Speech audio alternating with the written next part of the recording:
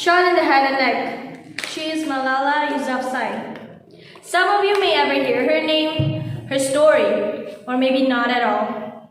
Well, she's totally amazing. And the reason she was shot because her passionate about pursuing education and supporting educations for girls in northwest Pakistan. Tragic, right? But that is the fact. Sometimes the girls that live there have to risk their life to pursue their education.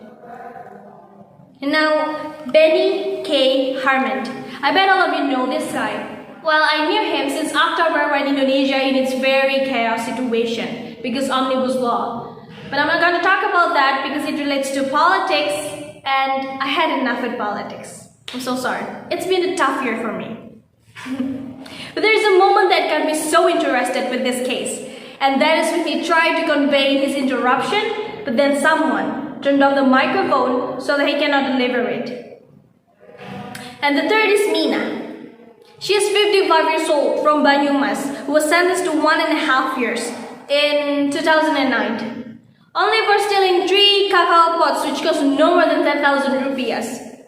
While the 31 billion corruption case, who was committed by the Speaker of the Bank, Alissa DPRD, was sentenced to 1.5 years. So you see, both of them have the same punishment. But Mina's only stole 3 cacao pots which cost no more than 10,000 rupiahs, while the other one do a corruption for 31 billion. Is this some kind of joke? I don't know. But do you see any justice? Well, I see no justice in here. Well, those are 3 examples of human rights violations. Malala's case is a violation of a person's freedom to pursue their education. Benny's case is a violation of a person's freedom of expression. And Mina's case is a violation of a citizen's right to obtain justice before the law. And there are still many more human rights violations in this world, such as rape, murder, war, gender equality, and many more. And talking about right, I am pretty sure that you guys have realized that all of us have a right. I have my right, you have your right, and we have a right. So here, I don't see any reason for us to not respect others. Because everyone deserves to stand their right. Everyone deserves to pursue their education, have a decent life, have a freedom of choice, have a freedom of expression, have a freedom of speech, have a decent life, job, and religious. And if some of them don't have the same opportunity like us to stand their right, then we've got to help them. That's why until right now, I just cannot understand why there are still some people who cannot stand to see others living their life and rights. Can you imagine? Can you imagine what will happen if we keep doing all of this and not try to fix it? Well, I don't want to imagine it because I cannot imagine it if people keep breaking the law and violating human rights. It scares me to death. And the saddest part from this story is actually the people around us are unconsciously violates human rights too.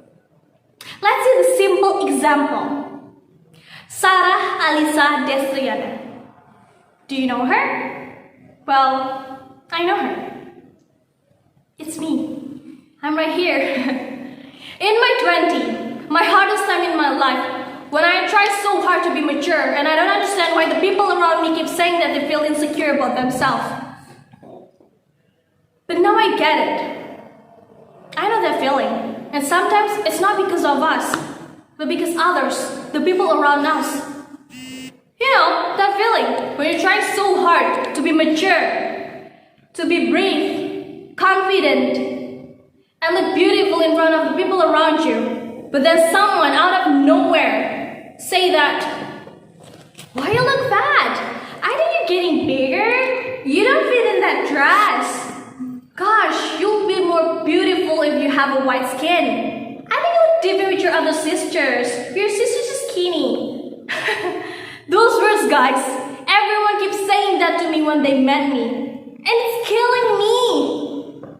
And you know, the first thing that came into my mind is, you don't have to to kill someone. You don't have to rape someone. You don't have to have a big war to violate human rights. Because those words that you said is hurting me enough. It's hurting someone else probably. I don't know. Those words, guys, like you're fat, you look ugly, you have so many pimples. I guess you will look good if you have a white skin. Your skin is too black. Those words. Stop it. It's 2020. Stop doing that. Are you guys realize that you are unconsciously hurting someone else? So you are unconsciously violates human rights.